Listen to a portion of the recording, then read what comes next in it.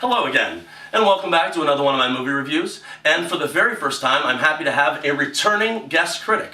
With me again in the Ebert seat is my very good friend, Greg Hill. He was happy enough to take time out of his day for him and I to go see The Book of Eli. This movie opened on January 15th, 2010, not 2010, and this movie stars Academy Award-winning actor Denzel Washington, Mila Kunis, and a very favorite villain of mine, Gary Oldman. This movie comes to us from the Hughes brothers. They have previously directed Johnny Depp in the movie From Hell, Dead Presidents, and one of my favorite movies, Menace to Society from the early 90s. Greg, why don't you tell us something about the movie?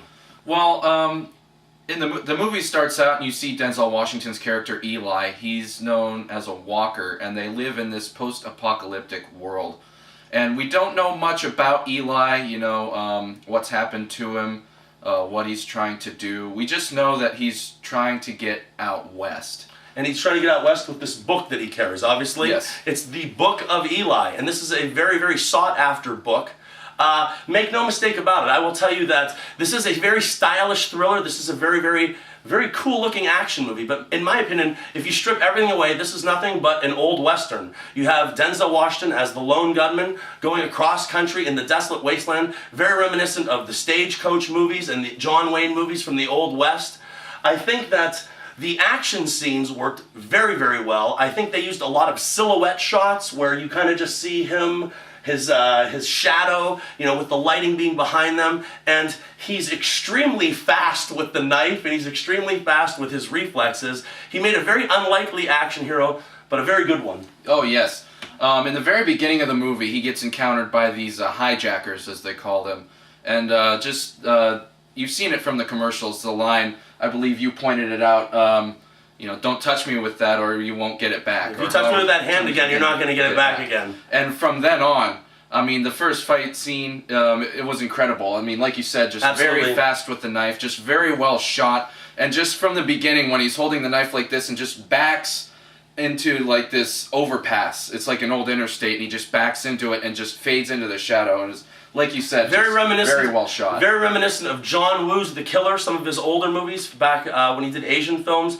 Very, very stylish, very, very sleek, very bloody, make no mistake about it. This is an R-rated movie. The character of Eli is very fascinating because he, make no mistake about it, he does kill people throughout this movie, ones that are deserving of it, but then he also will pilfer from them when he's done, but then he also sits down and prays for them. He's a very religious character, raises a lot of questions as to what his motivations are. A lot of the movie, to me, it truly felt like a comic book feature. I don't know if this is derived from a graphic novel or not. It really, really felt very stylish. Like I said, it reminded me sort of like the Batman movies, the newer Batman movies, kind of dark, but yet still there's a definite plot there. I thought it worked really well. Yes, the plot, like you said, it could be based off a graphic novel, but to me, the story just seemed very original.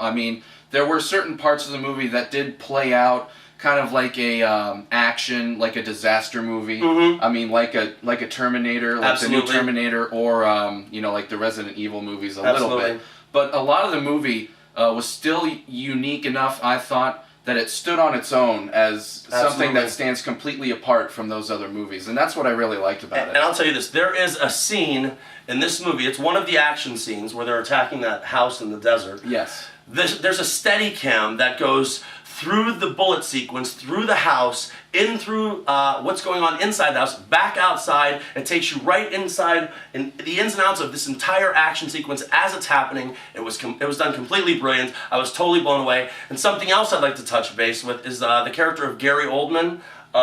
He's the villain in the movie. Yes. Fantastic villain. Fantastic villain. I don't know where he comes up with the sound, because he can play something as wonderful as Lieutenant Gordon or Commissioner Gordon from the Batman franchise, but then he comes back here, you got his character here, his character in Air Force One, just a tremendous villain nonetheless. Oh yes, and touching on the Western again, just the way that he spoke and he carried his character, it reminded you of like that villain from a Western, like, the old cattle rustlers or the old bank robbers.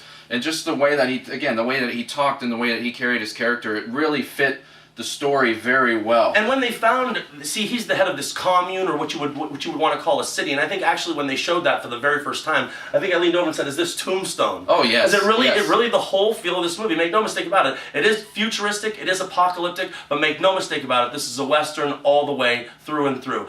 I will say also that I love the fact that the very scenes with Denzel Washington and Mila Kunis, there are humor in those scenes. There is faith and hope that he brings to these people in those scenes. And I think there's a nice twist at the end that I didn't really see coming. I thought about it a little bit. I don't want to give anything away, but it leads into a surprise at the end. But it's not shocking. Don't get me wrong. It's not The Sixth Sense or anything like that. Yeah. But it was a nice twist at the end. I really did like this movie. Yes, it was a very good movie, and just touching on the characters and the scenes between Mila Kunis and everything. Denzel Washington's character Eli, I mean, there are some points where he just doesn't even seem human. I mean, he's just a ruthless killer because he has to be. Because there's people, I mean, everybody's out for themselves. Everybody's out for all that they can get and scavenging for whatever they can find. But these scenes with between he and Mila Kunis' character, Solora, I think her name was. But I mean, in these interactions, you can see that he is his human side comes out. And you can see why people would want to listen to him. Yeah. And at the end, they end up getting west. They end up going to... I believe it's Alcatraz prison, or what's left of it. And how ironic that the freedom that they find is inside one of the most famous prisons of all time. And I just thought that was actually kind of a nice twist. Personally, I enjoyed this film. I enjoyed it quite a bit. It's not one of the greatest films I've ever seen. This is a solid action movie. It has a solid story. It was done very, very well. I'm going to give this 3 stars out of 4. I say definitely go see this at the theater. Well worth your time and money. Greg? Oh yes, once again we're on the same page. I also gave this movie 3 stars. Very well done. It's really, I mean, from the way it was shot and the characters that are in this movie and the action sequences, the fights, Absolutely. I mean, all of that. And if you're a religious person like I am, you can just appreciate some of the passages and he knows them all by heart. From Scripture that he recites. I mean, the one scene with Mila Kunis where he just goes into the 23rd Psalm. That was one of my favorite points of the film.